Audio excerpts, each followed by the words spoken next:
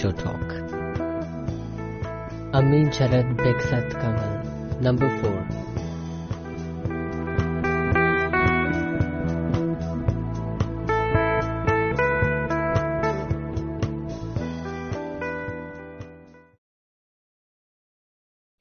पहला प्रश्न,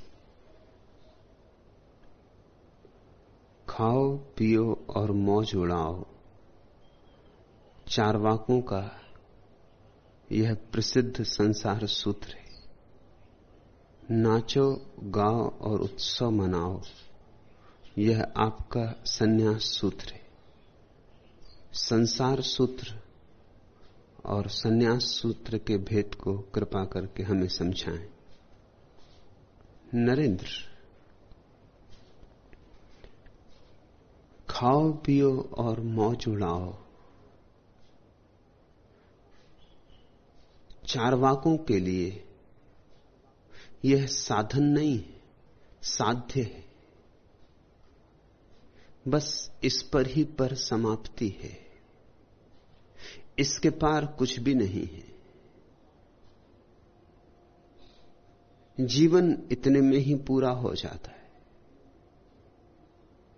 इसलिए तो उनको चारवाक नाम मिला। यह शब्द समझने जैसा है। चारवाक बना है चारु वाक से। चारु वाक का अर्थ होता है प्यारे वचन, प्रीतिकर वचन। अधिकतम लोगों को यह प्रीतिकर लगा कि बस खाओ पियो मौज उड़ाओ, इसके पार कुछ भी नहीं।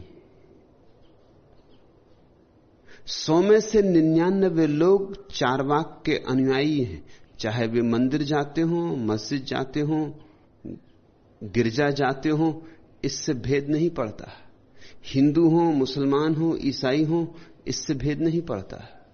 जिंदगी उनकी चारवाक की ही है। खाना पीना और मौज उड़ाना, यही उनके जीवन की परिभाषा है। कहें चाहे ना कहें,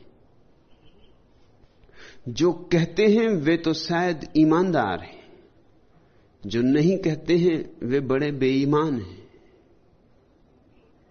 उन नहीं कहने वालों के कारण ही जगत में पाखंड है। मैं कल ही एक संस्मरण देख रहा था। महात्मा गांधी ने पंडित जवाहरलाल नेहरू के पिता पंडित मोतीलाल नेहरू को एक पत्र लिखा, क्योंकि उन्हें खबर मिली कि मोतीलाल नेहरू सभा समाज में, क्लब में लोगों के सामने शराब पीते। तो पत्र में उन्होंने लिखा कि अगर पीनी ही हो तो कम से कम अपने घर के एकांत में तो पिए। भीड़ भाड़ में लोगों के सामने पीना यह शोभा नहीं देता। मोतीलाल नेहरू ने जो जवाब दिया वह बहुत महत्वपूर्ण है। मोतीलाल नेहरू ने कहा, आप मुझे पाखंडी बनाने की चेष्टा ना करें। जब मैं पीता ही हूं तो क्यों घर में छिप के पीऊं? जब पीता ही हूं तो लोगों को जानना चाहिए कि मैं पीता हूं। जिस दिन नहीं पीऊंगा उस दिन नहीं पीऊंगा। आपसे ऐसी आशा न थी कि आप ऐसी सलाह देंगे। अब इन दोनों में महात्मा कौन है? इसमें मोतीलाल नेहरू ज्यादा ईमानदार आदमी मालूम होते, इसमें महात्मा गांधी ज्यादा बेईमान मालूम होते। महात्मा गांधी की मानकर ही तो सारा मुल्क बेईमान हुआ जा रहा है। बाहर कुछ भीतर कुछ। घर में लोग शराब पी रहे हैं और बाहर शराब के विपरीत व्याख्यान दे रहे हैं।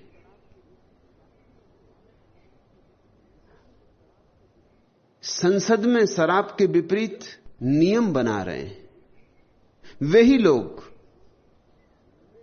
जो घरों में छिप के शराब पी रहे हैं। एक चेहरा छिपाने का, एक चेहरा बताने का। दिखाने के दांत कुछ और,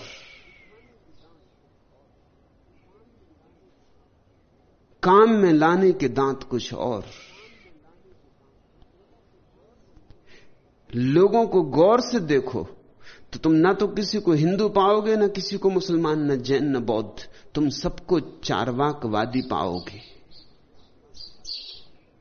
फिर ये हिंदू जैन मुसलमान भी जिस स्वर्ग की आकांक्षा कर रहे हैं, वह आकांक्षा बड़ी चार्वाकवादी है। मुसलमानों की बहिश्त में शराब के झरने बहते, बेचारा चार्वाक तो यहीं की छोटी मोटी शराब से राजी है, कुल्हड़ कुल्हड़ पियो उससे राजी, मगर बहिश्त के फरिश्ते कहीं कुल्हड़ों से राजी होते? झरने बहते, जी भर के पियो, डुबकी मारो, तैरो शराब में, तब तृप्ति होगी।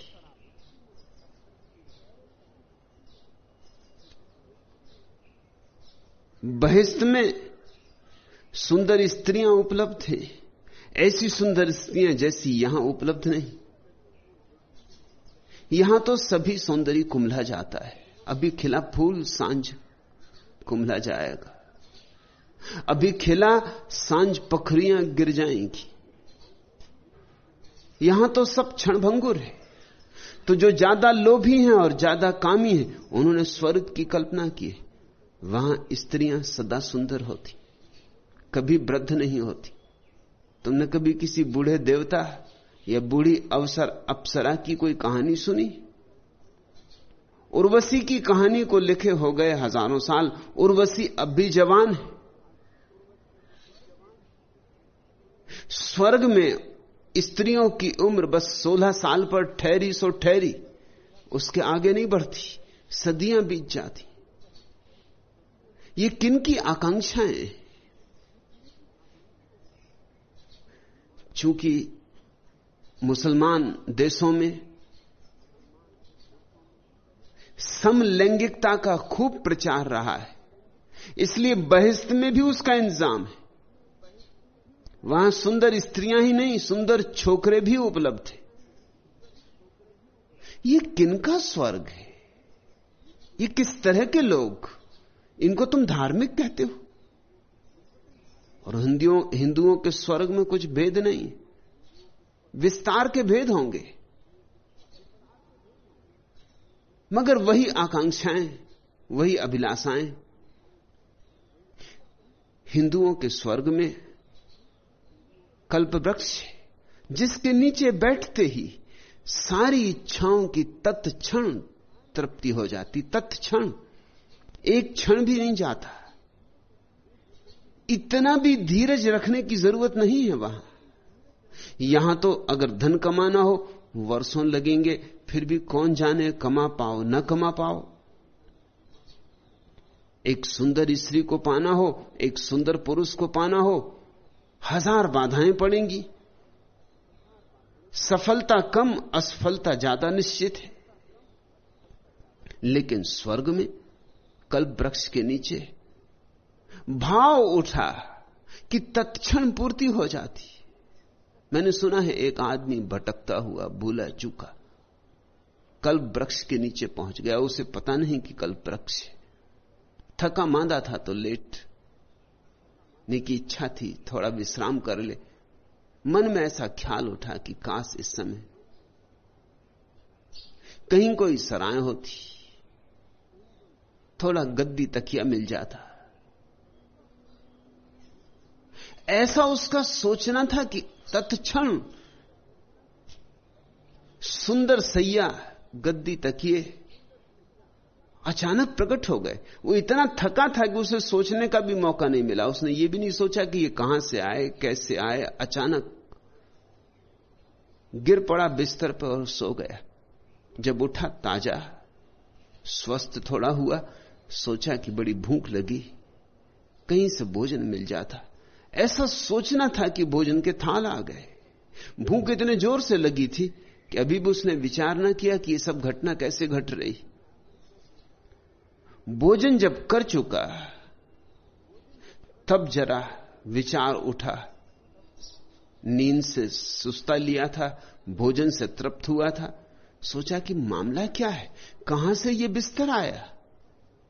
मैंने तो सिर्फ सोचा था, कहां से यह सुंदर सुस्वादु भोजन आया, मैंने तो सब सोचा था। आसपास कहीं भूत प्रेत तो नहीं है कि भूत प्रेत चारों तरफ खड़े हो गए। घबराया, कहा कि अब मारे गए, बस उसी में मारा गया।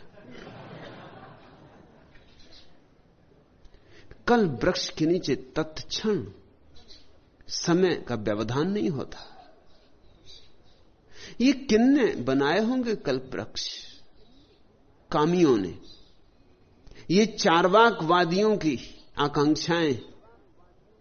साधारण चार्वाकवादी, साधारण नास्तिक तो इस पृथ्वी से राजी है, लेकिन असाधारण चार्वाकवादी हैं, उनको ये पृथ्वी काफी नहीं, उन्हें स्वर्ग चाहिए, बहिष्ठ चाहिए, कल्प वृक्ष चाहिए। अलग अलग धर्मों के अगर स्वर्गों की तुम कथाएं पढ़ोगे तो तुम चकित हो जाओगे। उनके स्वर्ग में वही सब कुछ है जिसका वे धर्म यहां विरोध कर रहे, वही सब, जरा भी फर्क नहीं। यहां कैबरे नृत्य का विरोध हो रहा है और इंद्र की सभा में कैबरे नृत्य के सिवा कुछ नहीं हो रहा है।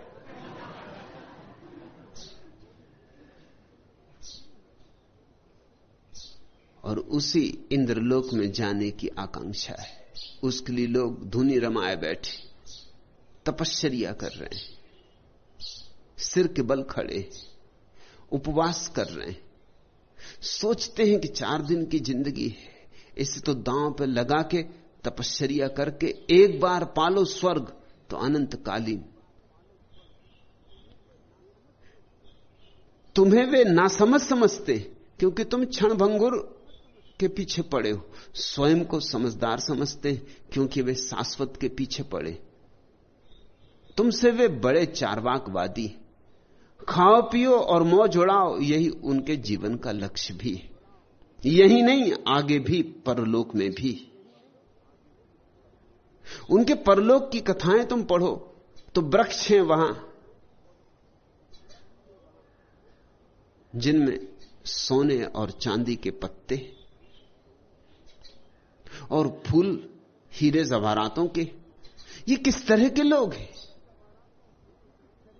हीरे जवाहरातों, सोने चांदी को यहां गालियां दे रहे हैं और जो उनको छोड़ के जाता है उसका सम्मान कर रहे हैं। और स्वर्ग में यही मिलेगा, जो यहां छोड़ोगे वही अनंत गुना वहां मिलेगा। तो जो यहां छोड़ता है अनंत गुना पाने को छोड़ता है, और जिसमें अनंत गुना पाने की आकांक्षा है वो क्या खाक छोड़ता है? यहां 100 में 99 व्यक्ति चार्वाकवादी हैं, इसलिए चार्वाकों को दिया गया शब्द बड़ा सुंदर है। धार्मिक पंडित पुरोहित तो उसका कुछ और अर्थ करते, वो अर्थ भी ठीक है। वो तो कहते हैं कि चरने चराने में जिनका भरोसा है वो चार्वाक, लेकिन मूल शब्द चारुवाक से बना है। मधुर शब्द जिनके शब्द सबको मधुर है। चार्वाकों का एक और नाम है लोकायत, वह भी बड़ा प्रीतिकर नाम है। लोक को जो भाता है वह लोकायत, अधिक लोगों को जो प्रीतिकर लगता है वह लोकायत। लोक के हृदय में जो समाविष्ट हो जाता है वह लोकायत।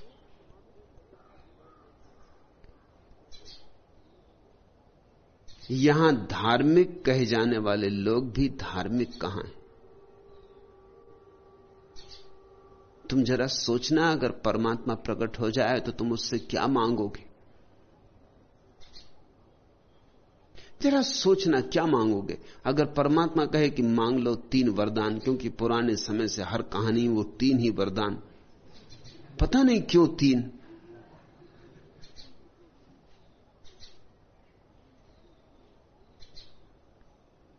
तो तुम कौन से 3 वरदान मांगोगे? किसी को बताने की बात नहीं, मन में ही सोचना, और तुम्हें पक्का पता चल जाएगा कि तुम भी चार्वाकवादी हो। तुम्हारे 3 वरदानों में चार्वाक की सारी बात आ जाएगी। धर्म के नाम पर लोगों ने एक आवरण तो बना लिया है पाखंड का, और भीतर वे वही हैं जिसकी वे निंदा कर रहे। मैं भी कहता हूं नाचो गाओ उत्सव मनाओ, लेकिन नाचना गाना और उत्सव मनाना गंतव्य नहीं, लक्ष्य नहीं, साधन है, साध्य परमात्मा है। ऐसे नाचो कि नाचने वाला मिट जाए, ऐसा गाओ गीत कि गीत ही बचे गायक खो जाए, ऐसे उत्सव से भर जाओ कि लीन हो जाओ, तल्लीन हो जाओ। उसी तल्लीनता में, उसी लवलीनता में परमात्मा प्रकट होता है। मैं तुमसे ये नहीं कहता कि खाओ भी मत, पियो भी मत, मौज भी मत उड़ाओ। मैं कहता हूं खाओ पियो मौज करो, परमात्मा इसके विपरीत नहीं है, लेकिन इतने पर समाप्त मत हो जाना। चार्वाक सुंदर है मगर काफी नहीं। सीढ़ी बनाओ चार्वाक की, मंदिर की सीढ़ी का पत्थर चार्वाक से बनाओ, लेकिन मंदिर में जाना है, मंदिर के देवता से मिलन करना है, और वह देवता उन्हीं को मिल सकता है जो उत्सवपूर्ण है, जिनके भीतर गीत की गूंज है, जिनके ओंठों पर आनंद की बांसुरी बज रही है, जिन्होंने पैरों में घुंघर बांधे भजन के, अर्चन के, जिनकी आंखें चांद तारों पर टिकी हैं, जो रोशनी के दीवाने तमसो मां ज्योतिर्गमे, जिनकी एक ही प्रार्थना है कि हे प्रभु ज्योति की तरफ ले चल। अस्तो मां सदगमे, असत से सत की तरफ ले चल। जिनके प्राणों में बस एक ही अभीप्सा है, मृत्योर मां अमृत गमे, मृत्यु से अमृत की तरफ ले चल। कितनी बार बनाया, कितनी बार मिटाया, ये खेल बहुत हो चुका। अब मुझे शाश्वत में लीन हो जाने दे, विलीन हो जाने दे। अब मैं थक गया हूं होने से। ये सुंदर है तेरा जगत, ये खाना पीना मौज उड़ाना ये सब ठीक, मगर बचकानी है ये बातें। अब मुझे इनके ऊपर उठा। बच्चों को खिलौना से खेलने दो, लेकिन कभी बचकानेपन से ऊपर उठोगे या नहीं? और बच्चों के खिलौने भी मत तोड़ो, ये भी मैं नहीं कहता हूं उनके खिलौने तोड़ दो। जिस दिन वे प्रौढ़ होंगे तब वे स्वयं ही खिलौनों को छोड़ देंगे। तो मेरी बात में और चार्वाक की बात में बड़ा भेद है। चार्वाक कहता है यही लक्ष्य, मैं कहता हूं यह साधन। चार्वाक कहता है इसके पार कुछ भी नहीं, मैं कहता हूं इसके पार सब कुछ। हां, एक बात में मेरी सहमति है कि मैं चार्वाक का विरोधी नहीं हूं, क्योंकि जो चार्वाक के विरोधी हैं वो सिर्फ तुम्हें पाखंडी बनाने में सफल हो सके, और मैं तुम्हें पाखंडी नहीं बनाना चाहता। मैं तुम्हारे जीवन को 2 हिस्सों में नहीं बांटना चाहता कि घर के भीतर कुछ और घर के बाहर कुछ और। मैं तुम्हें एक रंग देना चाहता हूं, ऐसा रंग जो सब तरफ सब जगह काम आए। मैं तुम्हें जीवन की एक शैली देना चाहता हूं जिसमें पाखंड की गुंजाइश ही ना हो। तो मैं चार्वाक के पक्ष में हूं, क्योंकि चार्वाक के जो विपरीत है वे पाखंड के समर्थक हो जाते। लेकिन मैं चारवाक पर समाप्त नहीं होता हूं, सिर्फ चारवाक पर शुरू होता हूं। चारवाक के लिए सन्यास जैसी तो कोई चीज है ही नहीं। माया है, झूठ है, असत्य, ब्राह्मणों की जालसाजी है। चारवाक के लिए सन्यास जैसी बात तो सिर्फ धूर्तों का जाल है। मेरे लिए सन्यास जीवन का परम सत्य, परम गरिमा है। चारवाक के लिए संसार सत्य है, सन्यास झूठ है। जो चारवाक विरोधी हैं, तथाकथित धार्मिक आस्तिक, उनके लिए संसार माया है और सन्यास सत्य है। मेरे लिए दोनों सत्य है और दोनों सत्यों में कोई विरोध नहीं। संसार परमात्मा का ही व्यक्त रूप है और परमात्मा संसार की ही अव्यक्त आत्मा है। मैं तुम्हें एक अखंड दृष्टि देना चाहता हूं जिसमें कुछ भी निषेध नहीं। मैं तुम्हें एक विधायक धर्म देना चाहता हूं जिसमें संसार को भी आत्मसात कर लेने की क्षमता है, जिसकी छाती बड़ी है, जो संसार को भी पी जा सकता है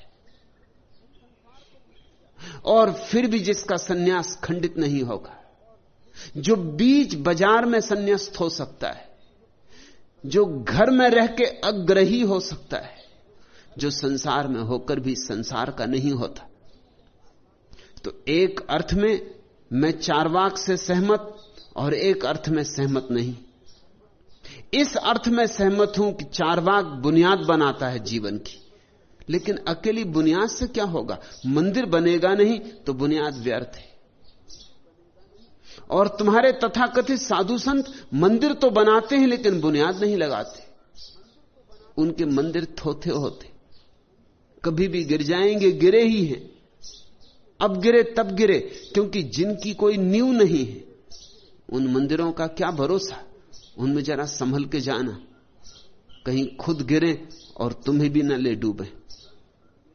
मैं एक ऐसा मंदिर बनाना चाहता हूं जिसमें संसार की भौतिकता नींव बनेगी और सन्यास और परमात्मा की गरिमा मंदिर बनेगी। मैं तुम्हें एक ऐसी दृष्टि देना चाहता हूं जिसमें किसी भी चीज का विरोध नहीं है, सभी चीज का अंगीकार है। और एक ऐसी कला, रूपांतरण का एक ऐसा रसायन देना चाहता हूं जिसमें हम पत्थर में भी परमात्मा की मूर्ति खोजने में सफल हो जाएं और जहर को अमृत बनाने में सफल हो जाएं। यह हो सकता है। और जब तक यह नहीं होगा, इस पृथ्वी पर दो ही तरह के लोग होंगे। जो ईमानदार होंगे वो चारवाकवादी होंगे, जो बेईमान होंगे वो आस्तिक होंगे, धार्मिक होंगे। ये कोई अच्छे विकल्प नहीं है कि ईमानदार आदमी को तो चारवाकवादी होना पड़े और धार्मिक आदमी को बेईमान होना पड़े। ये कोई अच्छे विकल्प नहीं है। हमने दुनिया को चुनने के लिए कोई ठीक ठीक राह नहीं दी। मैं तीसरी ही बात कर रहा हूं। मैं कहता हूं बिना बेईमान हुए धार्मिक हुआ जा सकता है, लेकिन तब चारवाक को अंगीकार करना होगा।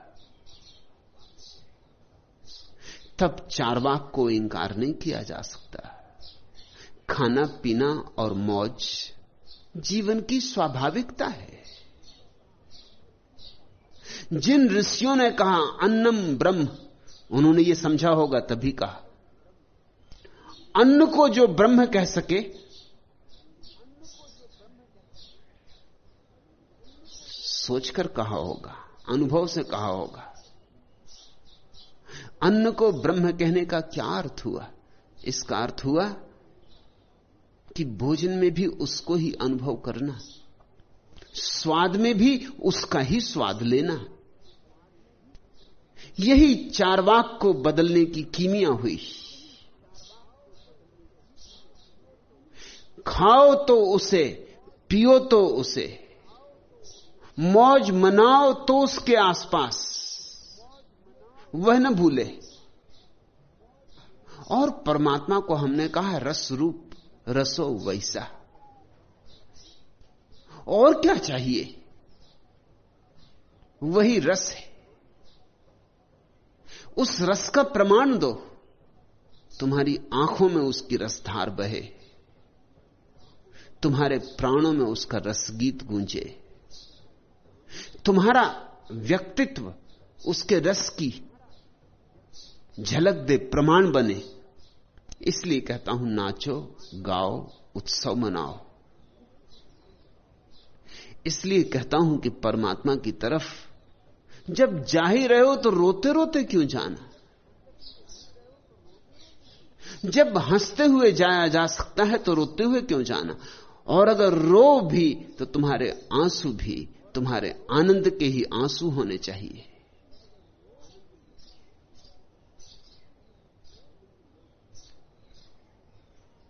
जलो भी तो उसकी आग में जलना। और जब उसकी आग में कोई जलता है तो आग भी बड़ी शीतल होती। और जब उसकी आग में कोई जलता है तो आग भी जलाती नहीं, केवल निखारती।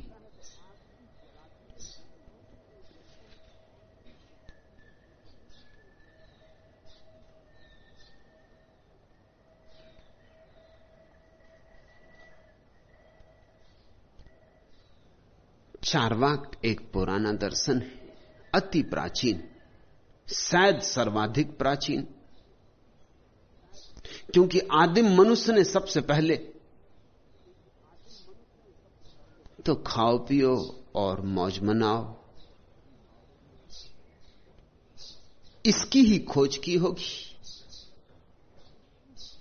परमात्मा की खोज तो बहुत बाद में हुई होगी। परमात्मा की खोज के लिए तो एक परिष्कार चाहिए। परमात्मा की खोज तो धीरे धीरे जब हृदय शुद्ध हुआ होगा कुछ लोगों का, कुछ लोगों की हृदय तंत्री बजी होगी, तब हुई होगी। चार्वाक आदिम दर्शन, सनातन धर्म से सारी बातें बाद में आई होंगी। चार्वाक को बुनियाद बनाओ, क्योंकि जो सनातन है और जो तुम्हारे भीतर छिपा है, जो तुम्हारी बुनियाद में पड़ा है, उसको इंकार करके तुम कभी संपूर्ण ना हो पाओगे। उसको इंकार करोगे तो तुम्हारा ही एक खंड टूट जाएगा, तुम अपंग हो जाओगे। और अपंग व्यक्ति परमात्मा तक नहीं पहुंचता, ख्याल रखना। सर्वांग होना होगा। तुम्हें अपनी सर्वांग सुंदरता में ही उसके तरफ यात्रा करनी होगी। लेकिन लोग प्रगट में चार्वाक नहीं। अब मैं पार्लियामेंट के अनेक सदस्यों को जानता हूं जो शराबबंदी के लिए पीछे पड़े और शराब पीते हैं। मैं उन्हें उनसे पूछा भी है कि तुम जब शराब पीते हो, खुद पीते हो, तो शराबबंदी के खिलाफ में क्यों नहीं काम करते? क्यों शराबबंदी के लिए चेष्टा करते? तो वो कहते हैं आखिर जनता से वोट लेने हैं या नहीं। जनता के सामने तो एक चेहरा, एक मुखौटा लगा के रखना पड़ेगा। रही पीने की बात, सो वो हम घर में कर सकते हैं, मित्रों में कर सकते हैं, सभी पीते हैं।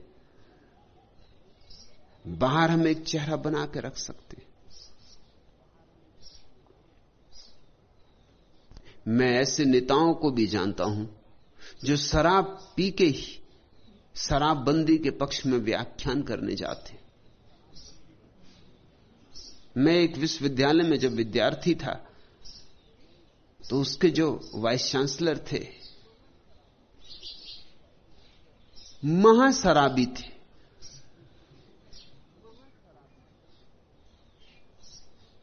और शराबबंदी के खिलाफ व्याख्यान दिया उन्होंने। और जब व्याख्यान दिया तो वो इतना पिए हुए थे कि उनकी गांधीवादी टोपी 2 बार गिरी। पहली बार गिरी तो उन्होंने टटोल के अपने सिर पर रख ली। जब दूसरी बार गिरी, इतने नशे में थे कि उन्होंने बगल के आदमी की टोपी उतार के अपने सिर पर रख ली।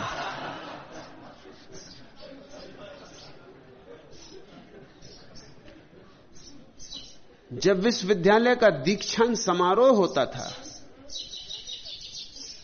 तो 2 प्रोफेसर उनके घर छोड़ने पड़ते थे 24 घंटे पहले को उनको पीने ना दें, क्योंकि दीक्षांत समारोह में वो बड़ी गड़बड़ कर देते थे। जिनको बीए की डिग्री देनी उनको एमए की डिग्री दे देते, जिनको पीएचडी की डिग्री मिलनी उनको बीए की डिग्री मिल पाती। ऐसा जब एक बार हो चुका और फिर वहां बीच में उनको टोकना भी संभव नहीं था, वही सबसे बड़े अधिकारी थे। मैंने उनसे पूछा कि कम से कम जिस दिन शराबबंदी के पक्ष में आपको बोलना था उस दिन तो ना पीते। उन्होंने कहा मैं पीऊं ना तो मैं बोल ही नहीं सकता। जब पी लेता हूं तभी तो इस तरह की व्यर्थ की बातें बोल सकता हूं, नहीं तो बोल ही नहीं सकता। इस तरह की फिजूल की बकवास बिना पिए नहीं हो सकती। मुरारजी भाई देसाई के मंत्रिमंडल में जितने लोग हैं उनमें से कम 75% शराब पीते। इससे ज्यादा भला पीते हो। जिन लोगों ने ठीक हिसाब लगाया वो तो कहते हैं 90%, लेकिन मैं कहता हूं थोड़ा कम करके, ताकि अगर अदालत में भी मुझे प्रमाण देना पड़े तो मैं दे सकूं। 75% तो निश्चित पीते।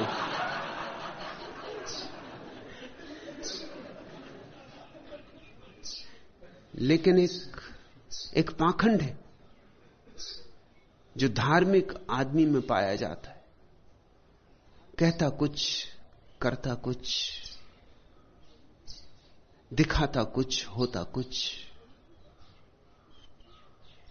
हमने 2 ही विकल्प छोड़े हैं आदमी के लिए, या तो वो शुद्ध भौतिकवादी हो, वह भी अच्छा नहीं, क्योंकि उससे जीवन बड़ा सीमित हो जाता है। आकाश से संबंध टूट जाता है। पृथ्वी पर सरकना ही हमारे जीवन की नियति हो जाती। फिर हम आकाश में उड़ नहीं सकते, फिर सूर्य की ओर उड़ान नहीं भर सकते, और या फिर पाखंड हमारे हाथ में लगता है।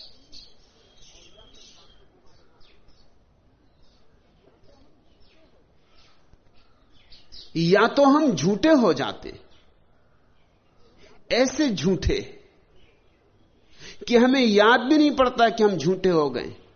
अगर कोई झूठ ही झूठ बोलता रहे जीवन भर तो झूठ भी सच जैसा मालूम होने लगता है।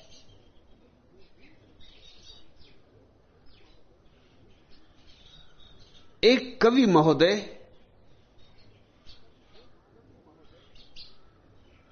कविता पाठ करने के पहले हूटरों को सचेत करते हुए बोले, देखिए यदि आपने मुझे हूट किया तो मैं आत्महत्या कर लूंगा। यह कथन सुनकर हा हा ही कर रहे सारे हूटर गंभीर हो गए। थोड़ी देर बाद उनमें से एक हूटर ने प्रश्न किया कि क्या आप सचमुच ही आत्महत्या कर लेंगे? कभी महाराज ने कहा, बिल्कुल बिल्कुल निश्चित है ये बात, ये तो मेरी पुरानी आदत है, मैं तो सदा ऐसा करता रहा हूं।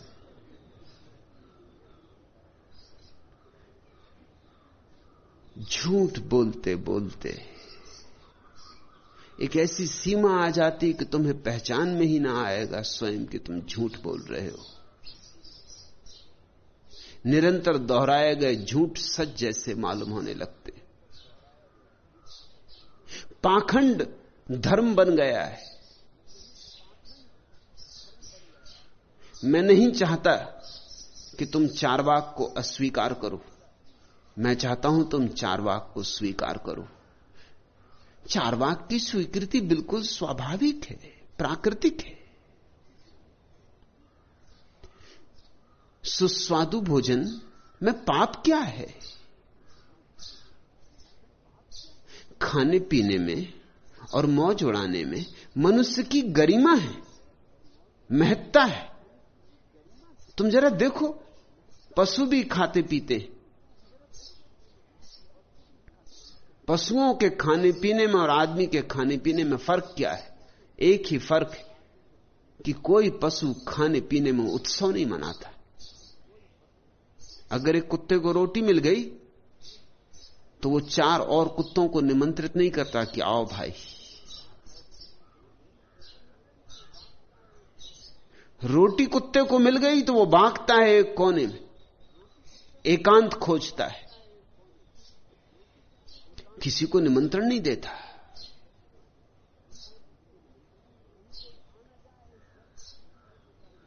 कहीं कोई आ ना जाए इस डर से पीठ कर लेता दूसरों की तरफ। मनुष्य चाहता है मित्रों को बुलाए, परिजनों के बीच बैठे, भोजन को उत्सव बना लेता है। वहां मनुष्य की संस्कृति है, सभ्यता है। मैंने जिन वाइस चांसलर का उल्लेख किया वे आदमी प्यारे थे। शराब उन्होंने कभी अकेले नहीं पी।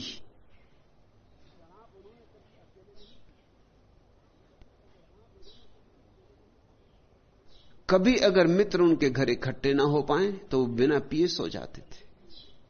मैंने पूछा ऐसा क्यों? उन्होंने कहा अकेले पीने में क्या अर्थ, पीने का मजा तो 4 के साथ है।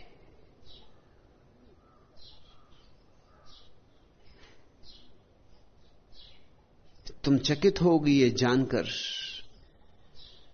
कि शराब पीने वाले लोग अक्सर शराब नहीं पीने वाले लोगों से ज्यादा मिलनसार होते, ज्यादा मैत्रीपूर्ण होते, ज्यादा उदार होते। और कारण, क्योंकि शराब पीने का मजा ही 4 के साथ है। अब जो स्वमूत्र पीते हैं वो तो कोई 4 के साथ नहीं पिएंगे।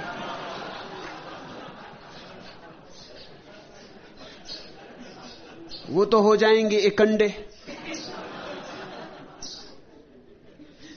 वो तो छिपके पिएंगे।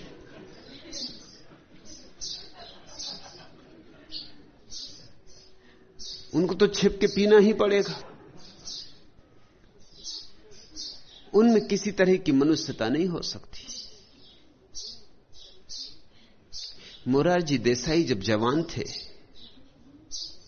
तो एक लड़की से शादी करना चाहते थे, पिता पक्ष में नहीं थे। बात इतनी बिगड़ गई कि पिता ने कुएं में कूद के आत्महत्या कर ली। मोरारजी को बहुत लोगों ने समझाया कि शादी तो अब तुम कर ही लेना जिससे करनी है, लेकिन कम से कम अभी कुछ दिन तो रुक जाओ। मगर वो नहीं रुके। पिता मर गए, लेकिन तारीख जो उन्होंने तय कर ली थी, ठीक 3 दिन बाद, पिता की आत्महत्या के 3 दिन बाद शादी हुई। शादी उन्होंने करके ही रहे। अब तो कोई विरोध करने वाला भी नहीं था।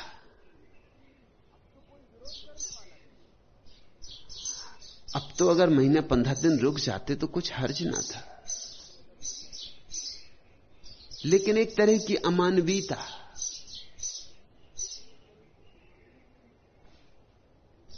मोरारजी देसाई की लड़की ने भी आत्महत्या की उन्हीं के कारण, पिता ने भी उन्हीं के कारण की।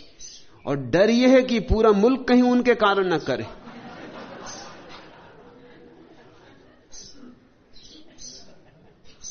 उनकी लड़की देखने दाखने में सुंदर नहीं थी, वैसी रही होगी जैसे वे हैं। तो देर तक लड़का नहीं मिल सका। 27 वर्ष की उम्र में बामुश्किल उसने एक लड़का खोजा। वो लड़का भी उसमें उत्सुक नहीं था। वो मुरारजी तब चीफ मिनिस्टर थे बंबई के, उनमें उत्सुक था कि उनके सारे सीढ़ियां चढ़ लेगा। मुरारजी को यह पसंद नहीं था।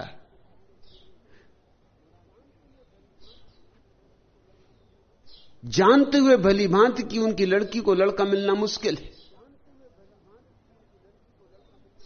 उनका ही ढंग ढर्रा लड़की में था। अब यह बामुश्किल मिल गया है किसी बहाने सही, मगर चूंकि उन्होंने विरोध किया, लड़की ने आत्महत्या कर ली, क्योंकि उसे भविष्य में कोई आशा ही नहीं थी कि कोई दूसरा लड़का मिल सकेगा।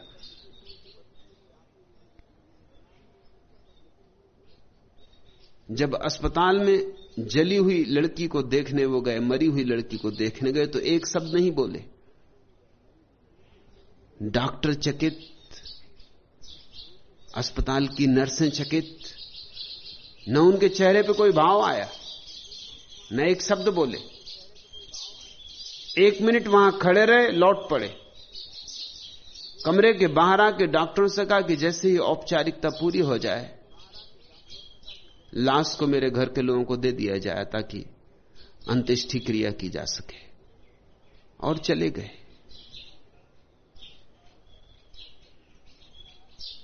ऐसी कठोरता, ऐसी अमानवीयता नहीं, शराबियों में नहीं मिलेगी। शराबी में थोड़ी सी भलमनसाहत होती। वो जो 4 मित्रों को बुलाकर भोजन करता है, उसमें थोड़ी भलमनसाहत होती, थोड़ा मिलनसारिता होती, उसमें मैत्री का भाव होता है। ऐसे तो पशु पक्षी भी भोजन करते हैं, मनुष्य में और उनमें इतना ही भेद है कि मनुष्य भोजन को भी एक सुसंस्कार देता है।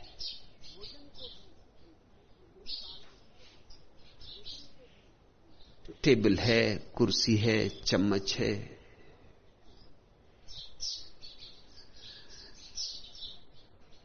बैठने का ढंग है, धूप बाली गई है, फूल सजाए गए हैं, रोशनी की गई है, दिए जलाए गए। इस सब के बिना भी भोजन हो सकता है।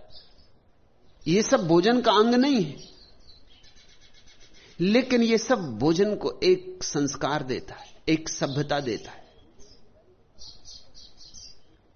अकेले में एक कोने में बैठ के शराब पी जा सकती, लेकिन जब तुम 5 मित्रों को बुला के गपशप करके गीत गा के पीते हो तो पीने का मजा और है। चारवाक को इंकार करने के लिए मैं राजी नहीं हूं, चारवाक मुझे पूरा स्वीकार है, लेकिन चारवाक पर रुकने को भी मैं राजी नहीं। इतना ही काफी नहीं है। मिलनसार होना अच्छा, खाने पीने को संस्कार देना अच्छा, मैत्री अच्छी, मगर इतना ही पर्याप्त नहीं है। परमात्मा की तलाश भी करनी, और चारवाक में और परमात्मा की तलाश करने में मुझे कोई विरोध नहीं दिखाई पड़ता। सच तो यह है, मुझे दोनों में एक संगति दिखाई पड़ती है, एक सेतु दिखाई पड़ता है। मैं तुमसे नहीं कहता कि पाखंडी बनो, मैं तुमसे कहता हूं सच्चे रहो, जैसे हो वैसे अपने को स्वीकार करो, और इस सरलता और सहजता से ही धीरे धीरे परमात्मा की तरफ बढ़ो। परमात्मा की तरफ जाने को अकारण असहज मत बनाओ। परमात्मा तक जाने की यात्रा जितनी सहजता से हो सके उतनी सुंदर है।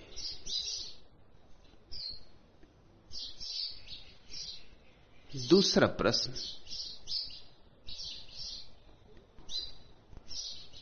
बंबई के गुजराती भाषा के पत्रकार और लेखक श्री कांति भट्ट ने कृष्णमूर्ति के प्रवचन में आए हुए बंबई के लोगों को बुद्धिमत्ता का अर्क कहा है।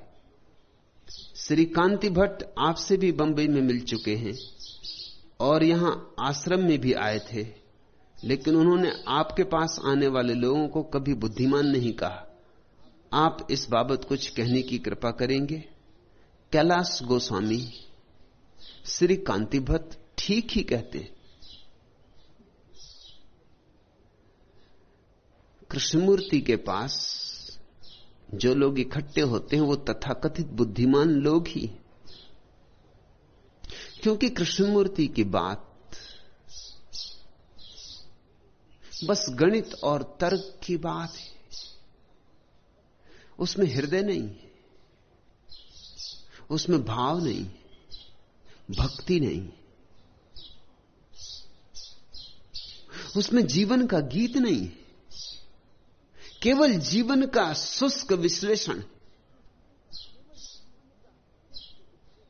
उसमें जीवन का नृत्य नहीं,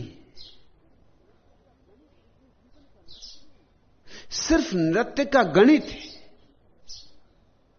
और दोनों बातों में भेद है। एक तो वीणा कोई बजाए और एक कोई वीणा के संगीत को कागज पर लिपिबद्ध किया जा सकता है। संगीत की लिपि होती, कागज पर लिपिबद्ध किया जा सकता है। उस कागज पर लिपिबद्ध संगीत का विश्लेषण करें। दोनों में बड़ा भेद है। कुछ लोग जो विश्लेषण प्रिय हैं, जो चीजों को खंड खंड करके, टुकड़े टुकड़े करके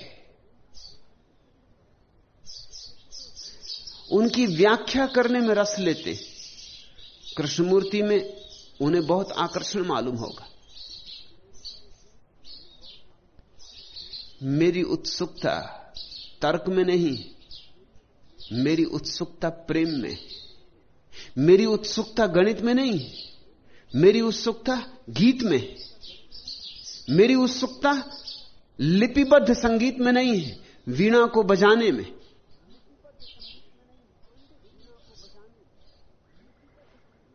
पांडित्य मेरे लिए आसार है। पागलपन में मेरी बड़ी श्रद्धा है। तो मेरे पास तो श्री कांति भट्ट को कैसे यह लग सकता है कि यहां बुद्धिमत्ता का अर्क, यहां तो लगता होगा दीवाने इकट्ठे हुए, पागल इकट्ठे हुए, मस्ताने इकट्ठे हुए। यह तो है ही मधुशाला।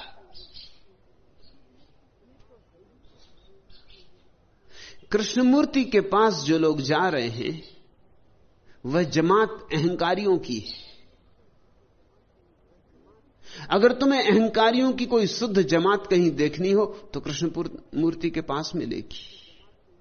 और कृष्णमूर्ति भी थक गए हैं उस जमात से, ऊब गए हैं, मगर उनके कहने का ढंग, उनके बोलने का ढंग, उनकी प्रस्तावना ऐसी है कि सिवाय उन अहंकारियों को कोई दूसरा उनके पास कभी इकट्ठा नहीं हो सकता।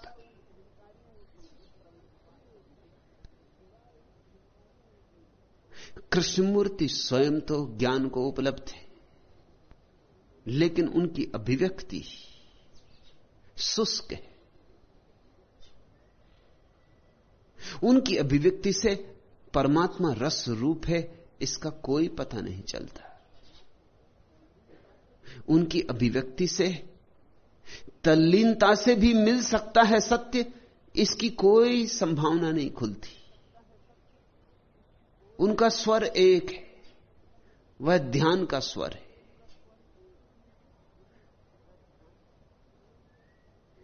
जागरूक होना है, चित्त को जाग कर देखते रहना है, सजग होकर। यह एक मार्ग है, बस एक मार्ग। एक दूसरा मार्ग भी है ठीक इसके विपरीत, वह प्रेम का मार्ग है। डूब जाना है, लीन हो जाना है, जागरूक दूर दूर नहीं खड़े रहना है, तल्लीन हो जाना है। मैं दोनों ही मार्गों की बात कर रहा हूं, क्योंकि जगत में दोनों तरह के लोग हैं। कुछ हैं जो ध्यान से उपलब्ध होंगे, उनके लिए मैं विश्लेषण भी करता हूं, उनके लिए मैं तर्क की बात भी बोलता हूं। और कुछ हैं जो प्रेम से उपलब्ध होंगे, उनके लिए मैं मादक गीत भी गाता हूं। चूंकि मैं दोनों विपरीत बातें एक साथ बोलता हूं, चूंकि दोनों विरोधाभासों को एक साथ एक संगति में लाता हूं, जो लोग सिर्फ सोच विचार से जीते हैं उन्हें मेरी बातों में विरोधाभास दिखाई पड़ेगी, असंगति दिखाई पड़ेगी। स्वाभाविक, क्योंकि कभी जब मैं महावीर पर बोलता हूं तो शुद्ध तर्क होता हूं, और जब मीरा पर बोलता हूं तो शुद्ध अतर्क होता हूं। जो मुझे सुनेंगे उन्हें धीरे धीरे यह लगेगा कि इस बात में तो विरोधाभास है, असंगति है। इसलिए तर्क से जीने वाला व्यक्ति मेरी बातों में असंगति पाएगा। कृष्णमूर्ति की बातें बड़ी संगत है, क्योंकि वे एक ही स्वर दोहरा रहे हैं 50 वर्षों से। उस स्वर में उन्होंने कभी भी हेरफेर नहीं किया, उस स्वर में उन्होंने कभी भी कोई असंगति नहीं की।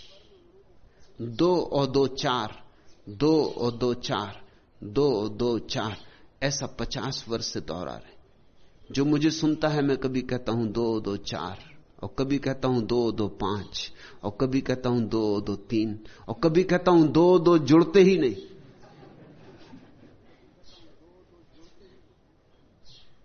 और कभी कहता हूं कि 2 और 2 तो सदा से एक ही हैं, जोड़ोगे कैसे?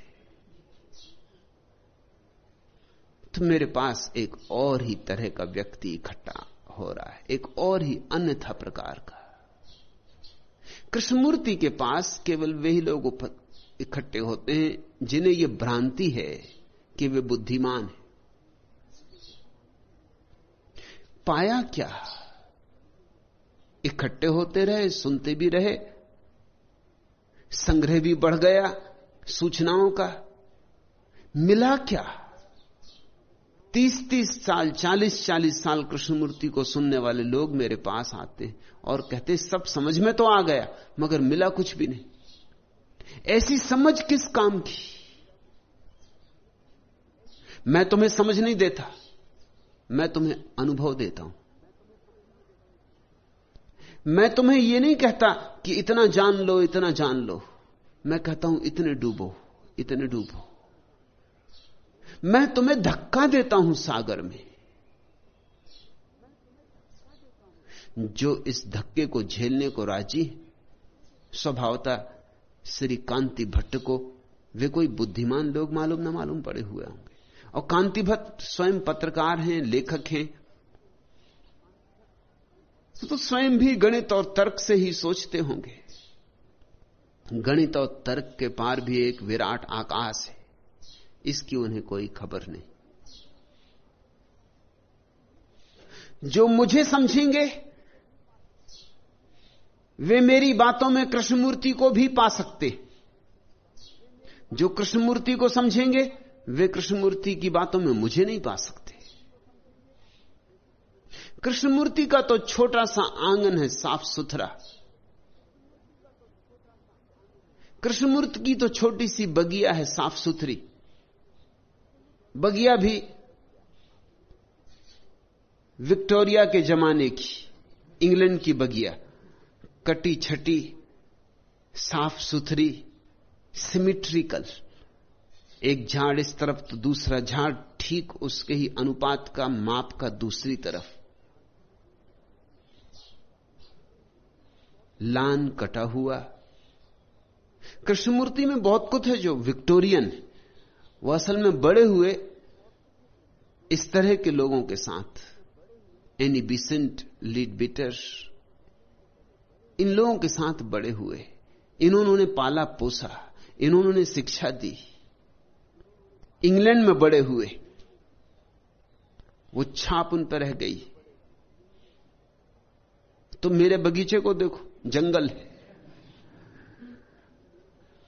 जैसा मेरा बगीचा है वैसा ही मैं हूं। कहीं कोई सिमिट्री नहीं, कोई तालमेल नहीं। एक झाड़ ऊंचा, एक झाड़ छोटा, रास्ते तिरछे।